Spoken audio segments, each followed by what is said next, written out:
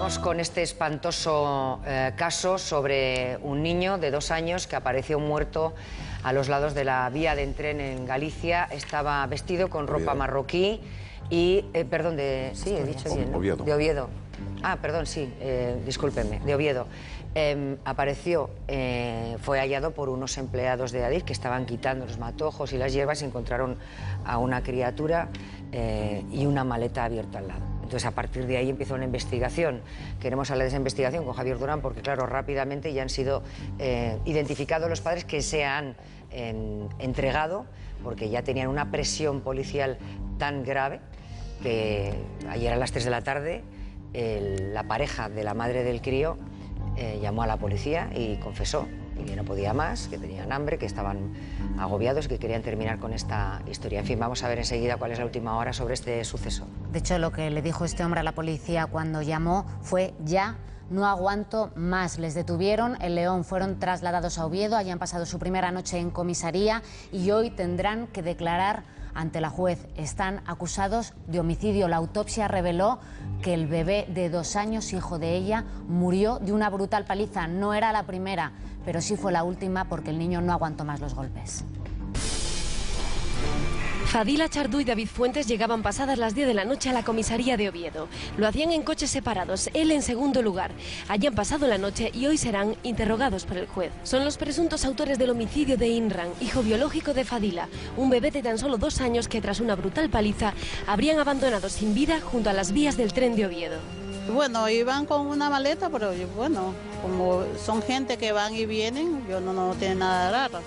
8 días en busca y captura, un cerco policial que se estrechó en la ciudad de León y que desencadenó una llamada.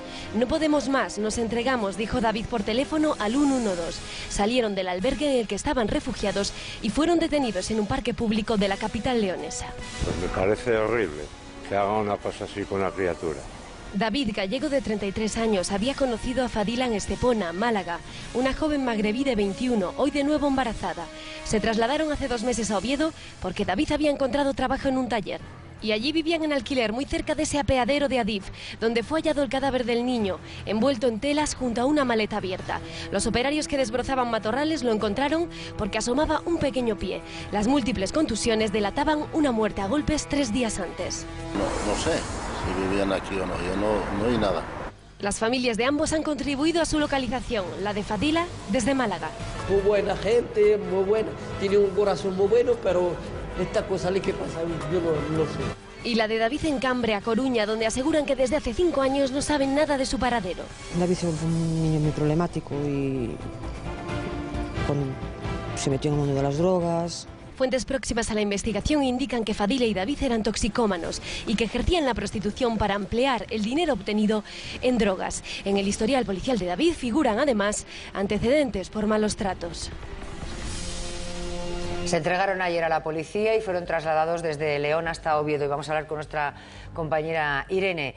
Irene Alonso, ¿cuál es la última hora sobre los detenidos?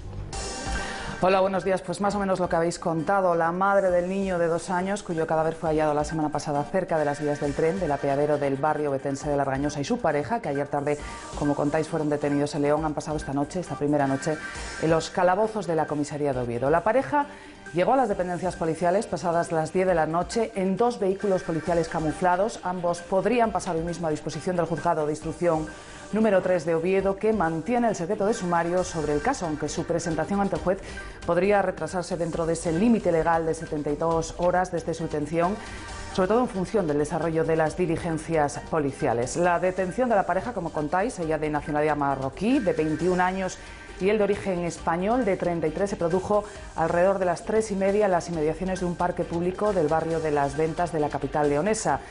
La búsqueda de la madre del menor y de su pareja se inició tras la identificación del cadáver del pequeño en la autopsia practicada en el Anatómico Forense de Asturias, que reveló una muerte violenta por múltiples lesiones el pasado 31 de octubre. Los agentes del Cuerpo Nacional de Policía de León, al igual que el resto de los cuerpos y fuerzas de seguridad del Estado de la provincia limítrofes con el Principado de Asturias, habían activado un dispositivo de busca y captura de la pareja que se encontraba en paradero desconocido desde el hallazgo del cuerpo sin vida del pequeño el pasado 3 de noviembre. El operativo del Cuerpo Nacional de Policía de León se había intensificado desde el pasado fin de semana al tener fundadas sospechas de que ambos se podían encontrar en la capital leonesa. Ese cerco policial establecido generó que el compañero sentimental de la madre del pequeño, David, avisara a primera hora de la tarde mediante una llamada al 112 de su intención de entregarse, información que fue transmitida a la sala del 091 del Cuerpo Nacional de Policía y que dio como resultado lo que ya sabemos, la localización e inmediata detención de estas dos personas. Irene, muchísimas gracias.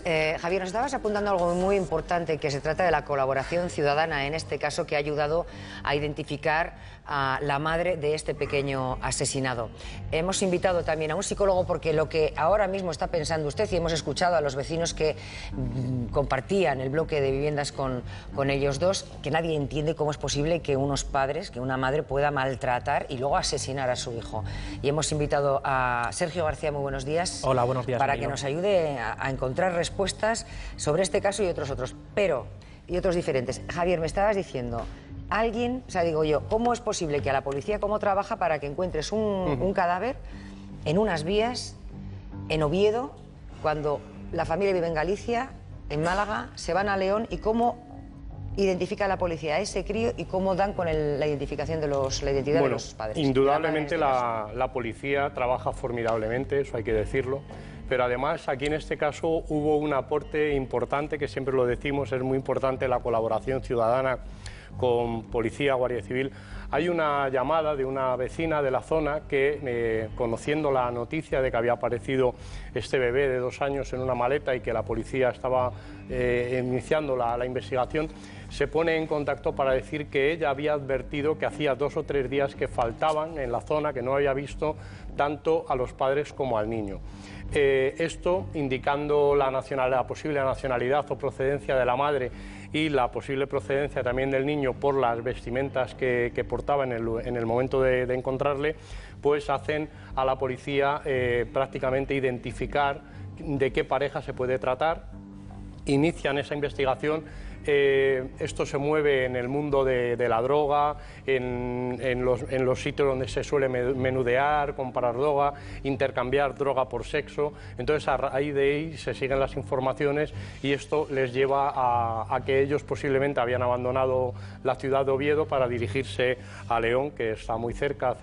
León hace frontera con Asturias, y entonces ahí hacen lo mismo en estos ambientes de menudeo de droga, donde se compra, donde se vende droga. ¿La policía cómo sabe que han ido a León? Bueno, la red se empieza a alargar en las provincias limítrofes, siempre en esos ámbitos. Es que además recibieron muchas llamadas de ciudadanos a raíz de que se distribuyera la foto de ellos, muchas llamadas de muchos ciudadanos, fundamentalmente de León, diciendo que les habían visto, por lo tanto la policía da por buena la pista de que están en León. Efectivamente. Entonces, toxicómanos probablemente tuvieran también, en esa red del menudeo de la droga, probablemente tuvieran muchas pistas la policía. Claro, claro, hombre, indudablemente la policía trabaja ahí de manera camuflada, de manera infiltrada.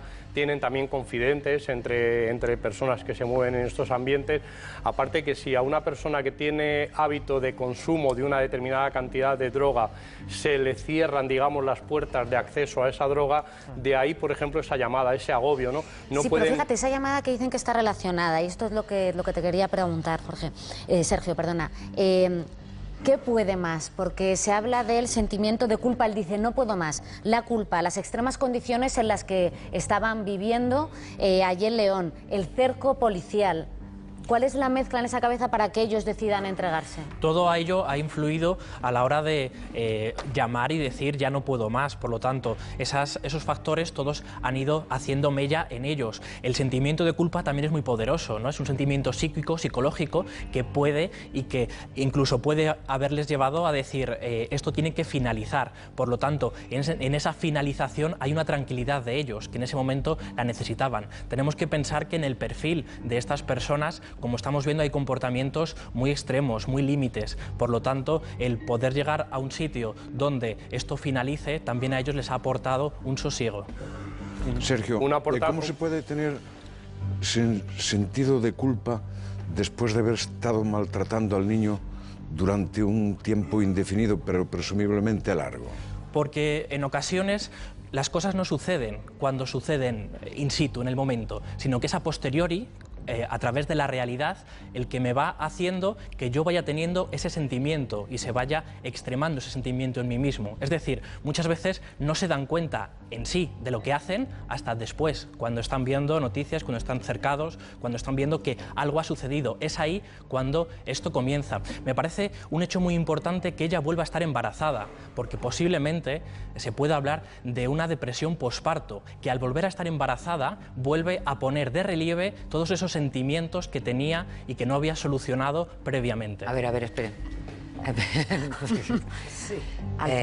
El crío tenía 2 años, sí. Ram tenía 2 años. Un bebé. Las depresiones posparto pueden alargarse en el tiempo si no son tratadas. En el informe forense dice que había huellas de malos tratos previos y hay vecinas que habían comentado que habían visto al crío cojear, pero que lo adjudicaban a que dicen, bueno, pues habrá estado jugando el crío y se habrá herido él mismo en el patio del colegio. En ningún momento sospecharon que pudiera ser malos tratos. Vamos entonces por orden. Sí. O sea, esta mujer que hoy tiene 21 años, según la información que manejamos, y que está embarazada de 3 o 4 meses, hace 2 ya tenía 18. Entonces, y se quedó embarazada con 17. Tiene al crío, ¿por qué le maltrata? Claro, por qué le maltrata no lo podemos saber, pero lo que sí que podemos averiguar es que en ella hay algo psicológicamente que se puede deber a una depresión posparto, se puede deber a un delirio que ella esté en el tiempo latente y que vaya apareciendo. Por lo tanto, no estamos hablando de una persona... No, vamos a ver, no hay algo más próximo, más que yo me enteré bien. Es decir, un desahogo, es decir, me estás molestando, esta criatura me molesta que haya nacido, me molesta para salir, para entrar, para... Entonces, me desahogo y hago catarsis física de mis problemas sobre este bebé que es indefenso.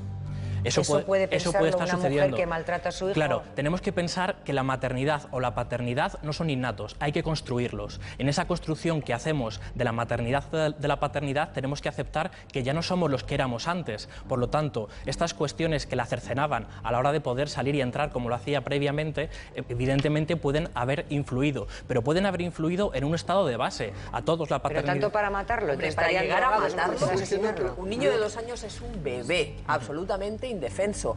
Y es que yo, por lo que he oído, es que no te das cuenta hasta que lo ves a posteriori. No te das cuenta que lo has molido a golpes, que lo has matado, que lo has metido en una maleta. Porque es que estamos dando por hecho que ella ha sido la que ha maltratado al bebé cuando... Eso no está claro. Y podemos situarla también en el plano de la consentidora, o sea, de la observadora que no dice nada. Correcto. Que eso también lo tienes que analizar. Yo soy más aséptico y desde el punto de vista criminológico no culpo ni a él ni a ella. No veo delirio, no veo depresión posparto. Yo veo aquí un maltrato infantil continuado por una vida desordenada, un abandono de los padres para dedicarse a la droga, para dedicarse a la prostitución. Evidentemente, el niño estorbaba en ese matrimonio, en esa pareja, y de ahí los malos tratos descontrolados, incluso puede ser por el consumo abusivo de drogas. Entonces, yo, con todo mi respeto, Sergio, no veo delirio, sencillamente analizando el caso así, sin más, no veo delirio, no veo depresión posparto, y desde el punto de vista criminológico veo un crimen atroz por un maltrato continuado. Sí, lo que pasa es que el crimen atroz es la consecuencia. Luego, cómo hacemos la reconstrucción, evidentemente, desde la criminalística se hace de una manera y desde la psicología se hace de otra. Por lo tanto, si vamos reconstruyendo, muchas veces podemos darnos cuenta de que hay un estado previo que es patológico. Si no, habitualmente no se llega a ese estado. Lo que decíamos antes, es decir, a todos nos puede molestar cuando somos padres porque tenemos que tener otros cuidados, tanto sobre nosotros como sobre nuestros hijos. Es decir, hay algo que ya es diferente y tenemos que aceptarlo. Bien, Carlos, pero cuando llegamos a ese extremo es que había un estado previo patológico y que también tenemos que poder enfocarlo. Y por tanto, utilizar en un llegado al juicio. En este tipo de casos, que ha habido desgraciadamente muchos, hay una conciencia del delito de quien lo comete. Porque a mí lo que me sorprende es que cuando alguien comete un delito, intenta ocultarlo, el daño que ha hecho. Y aquí estamos ante alguien que deposita un bebé de 2 años en una maleta al ladito de su casa y que fácilmente la policía reconoce su identidad, bueno, porque los vecinos lo conocen. Es decir, la verdad, ¿qué pasa por la cabeza de alguien para pensar que no está cometido un delito? Porque era evidente que lo iban a pillar en muy poco tiempo. Claro, evidentemente. Esto aporta y nos da base a pensar que han sido descuidados a la hora de hacer todos estos mecanismos para poder esconderse. Luego, por lo tanto, hay un estado en ellos que no tenía conciencia, no tenía en cuenta todo lo que la realidad y la policía podía... Bueno, vamos a ver, no terminamos aquí porque quiero hablar de otro